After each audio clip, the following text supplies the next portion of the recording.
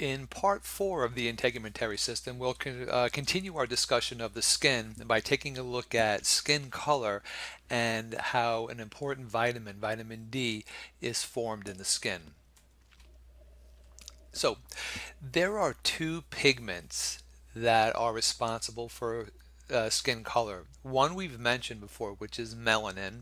The second one we haven't mentioned, which is carotene. So we'll take a look at where both of those come from. And then we also want to take a look at how blood flow in the dermis affects skin color. Right? We'll see if there's more blood or less blood will have an impact on skin color. So let's begin by taking a look at melanin. You could think of this as a brownish black pigment, but it even can have a little bit of a reddish yellow tinge to it too, so it's variable. This pigment is produced by a cell called melanocytes. So the melanocytes produce the melanin, and they're going to transport the melanin in these small little vesicles right here. We call them melanosomes. So let's go to a picture. This is actually a blow up of the stratum basale. If you remember, we said that the stratum basale was the lowest level of the epidermis, and that's where we found the melanocytes. So these brown cells right here, they're large, right? You can't miss them. These are all this here are the melanocytes. When we blow this up, this is a classic picture of a melanocyte. It's a large cell, and it kind of reminds me of an octopus that has all these tentacles here. So here's a tentacle, right? All these down here are tentacles, and they extend up into the upper layers of the epidermis where the keratinocytes are. So these little tentacles are going up in between the keratinocytes. So the melanin is produced let's go to this one here. The melanin is produced by the melanocyte. The melanin transfers up the tentacle, and then it gets to the tip, and this tip will pinch off. This tip, once it pinches off, is going to be called a melanosome. The melanosome will go into the keratinocyte cell and release the melanin inside the keratinocyte cell, and will change the pigment of the keratinocyte. Okay, so the intracellular vesicles are called melanosomes, and again, the pigment is going to be transferred to the keratinocytes. A person that has darker skin is going to have large, numerous melanosomes. Because again, the melanosomes are just continually bringing the pigment into the cells.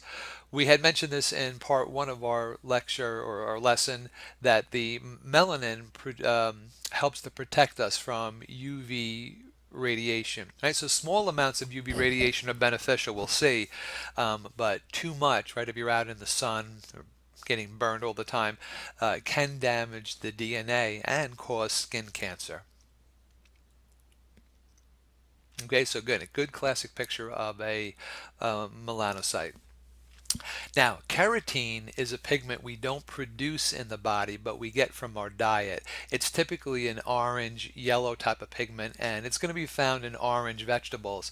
Right, if you think about like a sweet potato, that type of thing. Carrots, they're high in carotene. One of the things that happens is the carotene can accumulate and be stored in the epidermis, the lower part of the dermis, and the subcutaneous layer. So somebody that has a diet high in carotene can actually start to take on a yellowish orange tinge, um, because again the carotene is stored in those tissues. Now, the carotene is useful because it can be converted to vitamin A, and vitamin A is important because it helps to maintain our epithelium, and it also helps to for our vision, right? It helps to synthesize these different pigments in the eye. We'll actually look at this later in the semester. So the vitamin A is important. As far as blood flow, so hemoglobin, which is a pigment that's in red blood cells, is actually bright red when it's bound to oxygen. So now, if your blood vessels in your skin dilate, more blood goes into the blood vessels and our skin will become red. If blood flow to the skin decreases, the skin will become pale.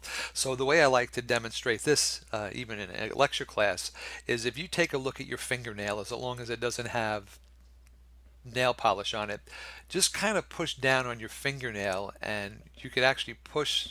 If you push at the tip of your fingernail and push down, you could push out the blood into your capillaries and notice your fingernail becomes pale.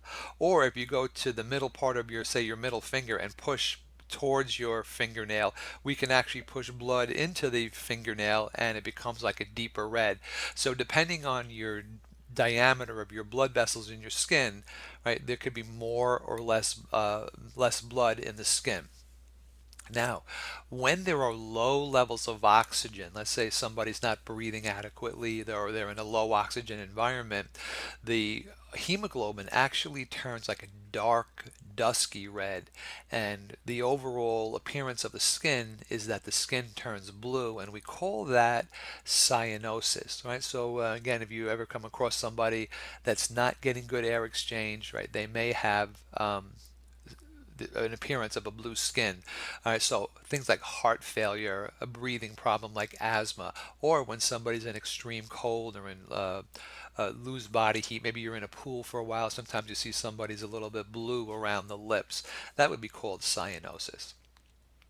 All right, so the three things that help to control skin color are the amount of melanin, the amount of keratin, and our blood flow. Let's take a look at, we'll change the subject to vitamin D. So our epidermal cells can produce vitamin D in the presence of UV radiation. Like we had said a couple minutes ago, that some UV radiation is good. So here's what happens. When the epidermal cells are activated, they produce vitamin D in an inactive form. We actually call it cholecalciferol, right? This is not activated vitamin D. What will happen is the cholecalciferol will go to the liver. It actually receives like a hydroxyl group there, an OH group. Then it goes to the kidneys where it receives another hydroxyl group to become a hormone called calcitriol. Now, the calcitriol, since it's a hormone, is released from the kidney and it goes into the bloodstream and it goes to the small intestine and it tells the small intestine to increase the absorption of calcium and also phosphate. So, vitamin D ultimately will increase blood calcium levels. If for some reason vitamin D levels are low, it can cause a softening of the bone in children. It's called rickets. So I want to show you a picture from the Martini book. This is actually a good job that they do, where they take, if you notice here, is the epidermis, and once the sun hits the epidermis, there's a steroid in the skin that gets turned into cholecalciferol. This is again an inactive form of vitamin D. Cholecalciferol will go to the liver. It then goes to the kidney, and now it's turned into a hormone called calcitriol. You'll learn as you go through your studies, hormones are going to be distributed in the blood. So the kidney releases the calcitriol into the bloodstream and it targets the intestines. This is Martini's interpretation of the intestines, right? So this is the whole digestive system.